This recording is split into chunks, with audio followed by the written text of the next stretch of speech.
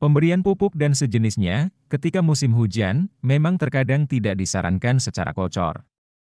Kebanyakan petani, kalau nggak secara spray ya tabur, karena cara-cara ini dirasa paling aman ketika musim hujan. Alasan tidak dikocorkan, karena malah bisa mempercepat perkembangan dan proses sporulasi jamur maupun bakteri patogen yang ada di tanah. Alasan lainnya, dapat menambah keasaman tanahnya, tentu menimbulkan penyakit nantinya. Mulai dari busuk akar, busuk batang, layu Phytophthora, layu bakteri, bahkan sampai layu Fusarium. Sebenarnya, ada jenis pupuk maupun bahan lain yang bisa dikocorkan dan aman-aman saja saat musim hujan. Tidak menimbulkan keasaman pada tanah dan sekeliling perakaran maupun batangnya. Malah bisa menekan patogen dan menyuburkan tanah maupun tanaman juragan.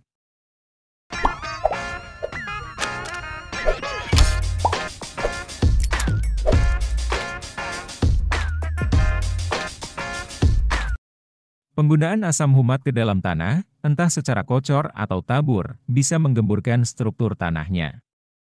Sehingga ketika musim hujan, bisa mengurangi kejenuhan air hujan di dalam tanah. Menjadikan tanah lebih sehat, meskipun musim hujan.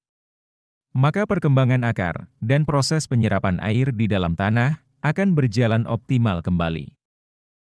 Pemberian asam humat ke dalam tanah bisa untuk menstimulasi perkembangan mikroorganisme tanah yang berguna dalam proses dekomposisi yang menghasilkan humus.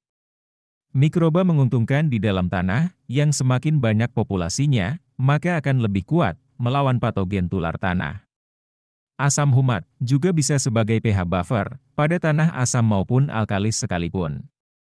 Bisa menjaga kestabilan pH tanah maupun permukaan tanaman agar tetap netral. Asam humat, yang merupakan komponen pembentuk tanah humus, tetap aman apabila diberikan secara kocor di musim hujan. Karena tidak menimbulkan reaksi asam, justru sebagai pH buffer. Juragan bebas, gunakan jenis asam humat apa saja. Sebagai pengocoran, bisa diberikan pada lubang tanam, atau lubang pupuknya juga boleh.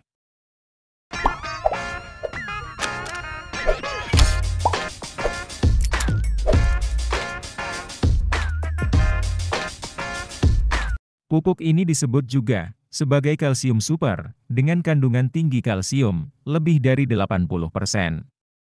Seperti jenis pupuk Manohara, Top Kalsi, kalsium super cap tawon atau kumbang, maupun nutrisi super kalsium.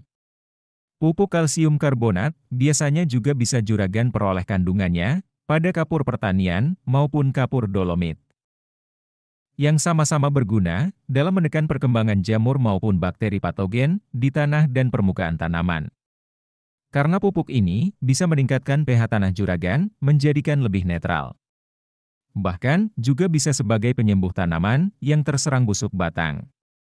Dengan cara mengoleskan larutan pupuk kalsium karbonat ini pada bagian batang yang terluka. Pupuk kalsium karbonat ini merupakan jenis pupuk yang paling aman dan satu-satunya yang bisa dicampurkan dengan fungisida bahan aktif tembaga. Penambahan kalsium ini bisa untuk mempercepat kerja fungisida maupun bakterisida, serta berguna mencegah terjadinya keparahan kerontokan daun, bunga maupun buah ketika musim hujan.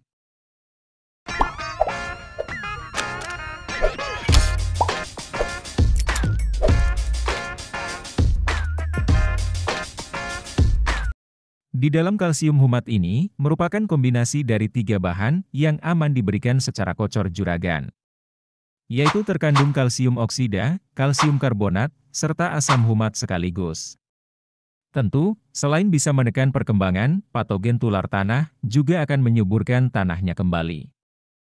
Selain itu, pemakaian secara kocor pada lubang tanam maupun lubang pupuk bisa menetralkan keasaman di sekitar perakarannya. Akar jadi tidak mudah terserang penyakit busuk akar, serta batang juga tidak mudah alami busuk batang.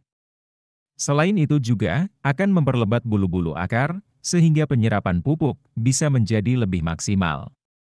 Salah satu jenis pupuk kalsium humat yang banyak peredarannya di pasaran, yaitu Kalha.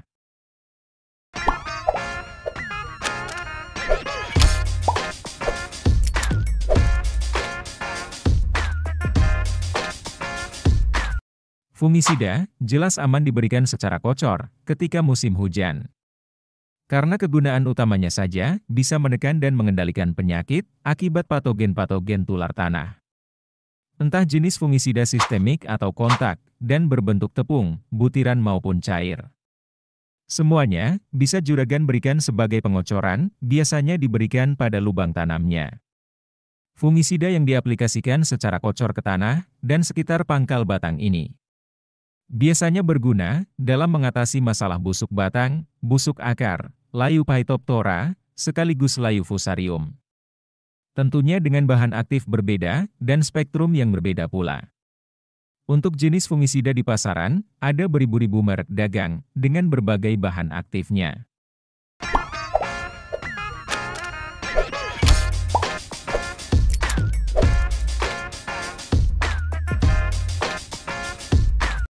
Kebanyakan bakterisida seringnya diaplikasikan secara kocor di dekat pertanaman juragan. Tepatnya di lubang tanam, tanaman juragan. Jenis bakterisida untuk kendalikan layu bakteri tanaman cabai. Biasanya bahan aktif yang bersifat bakterisida, yaitu tembaga oksida, tembaga hidroksida, tembaga asetat, streptomycin sulfat, maupun oksitetrasiklin. Selain sebagai bakterisida, bahan-bahan aktif ini juga memberikan efek sebagai fungisida sekaligus. Dan bekerja secara racun kontak, dengan menghambat perkembangan maupun pembelahan dari bakteri patogen itu sendiri yang hidup di sekitaran tanah juragan. Untuk produk bakterisida, seperti Nordos, Kopsid, Baktosin, Agrep, maupun Plantomycin.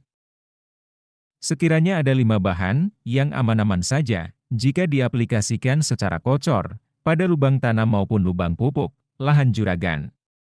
Dan yang jadi pertanyaan, bagaimana dengan jenis bahan lainnya, misalnya pupuk dengan bentuk granul?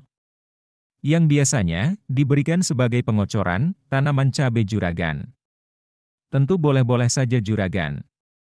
Asalkan dengan catatan, setiap selesai kocor pupuk lain ke lubang pupuk, untuk segera berikan juga fungisida secara kocor pada lubang tanam.